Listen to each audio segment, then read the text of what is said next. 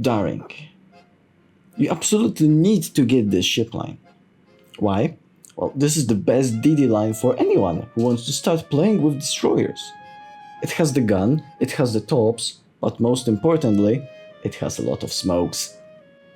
With this DD, soon you will find out that winning is a real cup of tea. A cup of liberty.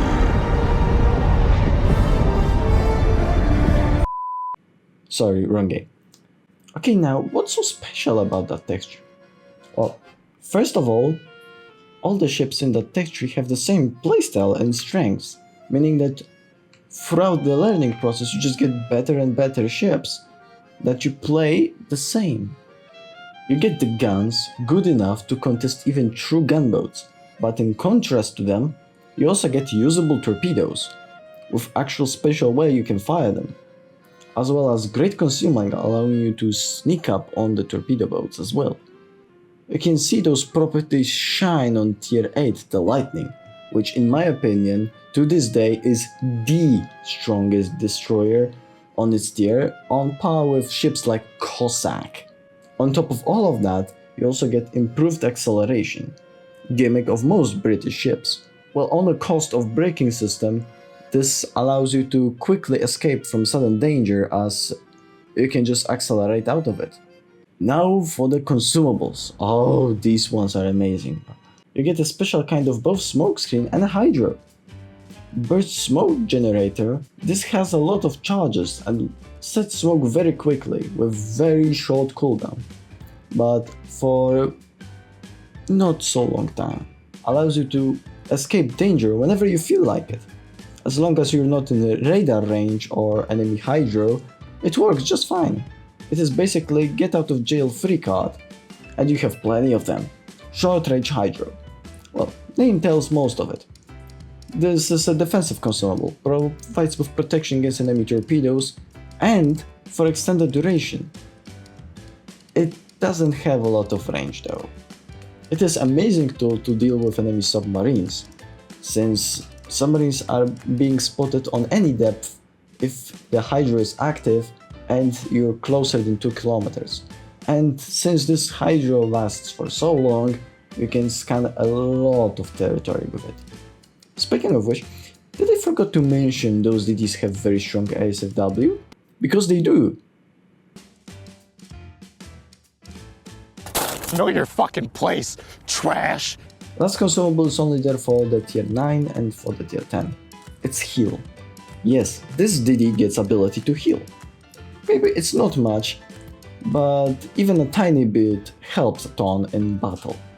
Well, Silent, you said so much about the strengths of the ship, but what are the weaknesses? Well, first of all, like I mentioned, radars and long-range hydros counter you very nicely, as well as dumb teammates. Since you cannot just make a push alone, if nobody follows you, you will have a very hard time to regain control of the flank by yourself. And yeah, trying to carry people that do not want to support you is basically impossible with this ship. Last weakness is aircraft. Your AA is not the strongest, but by all means it's not like it doesn't exist. Once you run out of the smokes, you will have problems dealing with enemy CVs. But just the sheer existence of your quick smoke screen allows you to delay the time before the CV is gonna be a major threat for you. Okay, what's with the playstyle? Playstyle is very simple. It's guerrilla warfare. In early game, you try to contest objectives and trade as much of enemy HP for the price of your smoke or smokes. Don't worry about spending those, by the way. Your HP is more important. Engage on enemy DDs with your concealment and guns. When they fire, you use your smoke and stop. They will be still spotted by your allies, and you won't, since your smoke screen covers you much faster than theirs. Did I also mention that your guns are 360 so you can turn however you like? Because you can. Hydra will help you notice the eventual torps coming for your smoke screen, and acceleration will allow you for easy escape. Mid-game is your time to shine. Once you secure your part of the area, In early game, whatever it is, you hold it and don't let enemies cross it. It's your territory. Punish them hard for trying to push you. Use torps to kill battleships and heavy cruisers. Your HE has improved properties and it's great at setting fires, but your AP is also performing surprisingly well. Use it to quickly deal with bigger gunboats once they give you broadside.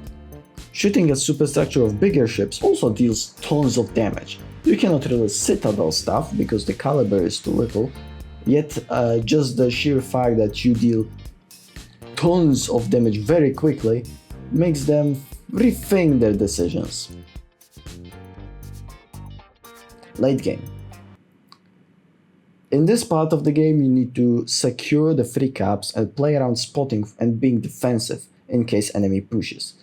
You cannot really push yourself into enemies that are running away from you. You don't have enough tools to do that. In summary, this tech tree might not be the one that makes very flashy plays, but is extremely consistent on making your team win. In general, this is very all-around destroyer that forgives some mistakes. Great for beginners to learn and already a bit experienced players to expand their knowledge. This is also somewhat competitively viable destroyer for the clan battles. Thank you guys so much for watching. If you want more content like this, say so in the comments. Don't forget to like this video and subscribe if you enjoyed my content. See ya next time, signing off.